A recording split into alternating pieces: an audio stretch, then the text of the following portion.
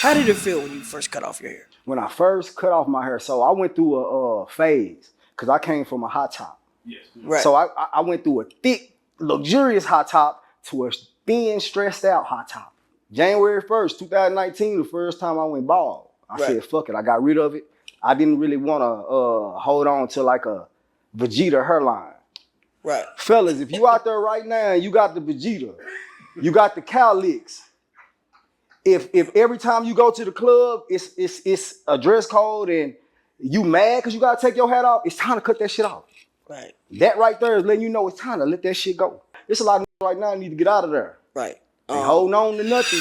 All right, fellas, grab your AirPods or your earbuds and plug them in for this segment because we need to have a personal conversation. Now, this conversation doesn't apply to every single man because every single man does not go bald. Well, I'm here to let you know, fellas, to let it go. It's okay. It's all right, man. Hell no! I'll tell you about my journey with going bald and how, honestly, my wife semi-punked me into doing it. And I think if any ladies are listening to this subject, I think all we're asking for is just a little sympathy with this. Because our entire look is about to change. Now, me personally, I had what in the black community we would call good hair, whatever that is. But traditionally, that's defined as hair that's like, easy to comb, easy to manage, whatever. I had curly, wavy hair. And I just noticed that I remember one time I was 25 or 26 years old. And I was petrified of doing this. But I had noticed something in my hair or lack thereof. And I said, I know that ain't what I think it is. It was a picture somebody took one time and they posted on Facebook. And I'm like, oh my God, why is my hairline looking like that? Why? What? No. Yes, my pops was bald. And what I hear from some scholars that I've ran into is that it actually is based on your mother's father. And my mother's father, he was damn near bald. He was almost all the way gone, dog. So he might as well have been bald.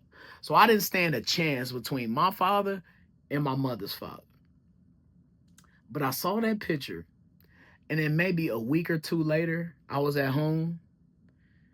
I decided to get a mirror, put it up, and actually look in the bathroom at the other mirror and trying to look at, oh my God, it's happening. It's happening. So from that point on, in 2010, 2011, whenever it was, I just tried to prepare myself the best I could. Because every man goes through a denial stage.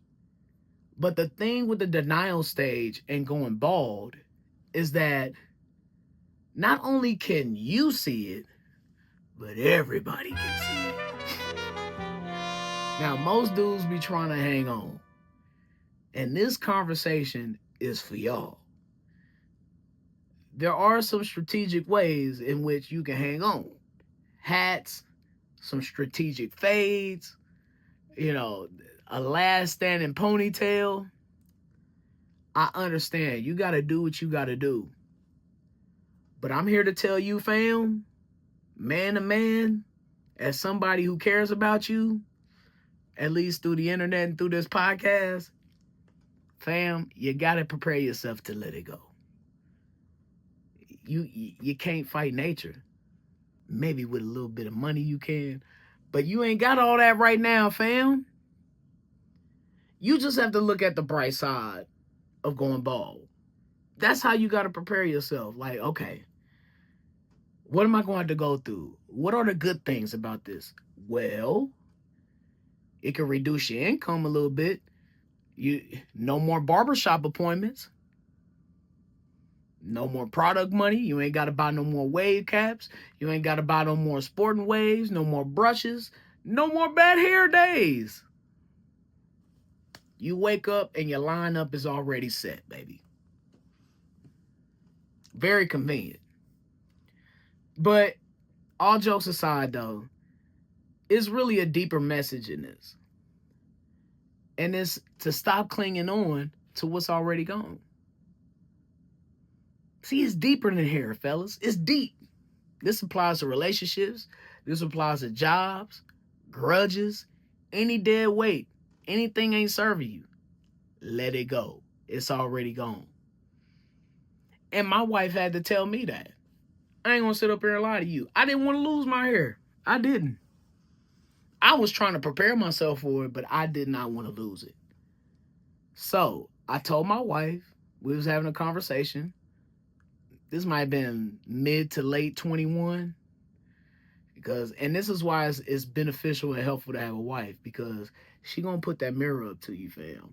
Not a real mirror, but a proverbial mirror. And she gonna let you know what's really going on and what you really need to do. It's your job to take it in and listen. And me and my wife, we had a discussion. I was like, it's probably time for me to, wind this hair on down, because I'm not about to be out here looking all the way stupid. And so I was so apprehensive, though, because it was just going to be a completely new look for me. And I've always had hair. Like, it's always been there. I might have done a bald fade maybe twice in my life. That's it. Other than that, the top of my head has always been black and not what my skin is. So it's just those psychological things that men really have to zone in and think about and contemplate, and just know that man makes the hair. Hair don't make the man. My daddy told me that a long time ago, by the way. I guess he was just trying to prepare me for that day, because he knew it would come. And time waits for no man. So, just fellas, man, just let it go. Free yourself. Baldness is just a metaphor. Letting go equals free. Shut up, Brian. All right, y'all. That is the pod for this week. Thank you so much for your time and joining me in Brian's World. Please subscribe, rate, and review Foolish Club Media and All the Cheese Podcasts on Apple Podcasts, Spotify, and on YouTube. And again, make sure you tap into the Be Shynin page and subscribe to my page at Be Shynin on YouTube as well. As we march on to week 5 in the NFL, the Chiefs got the Jaguars coming up next. Woo! That's going to be, that whole next week is going to kill me, because it's Monday Night Football. The Chiefs doing Monday Night Football. Oh, we might be, look, man, it might be a zombie episode next week.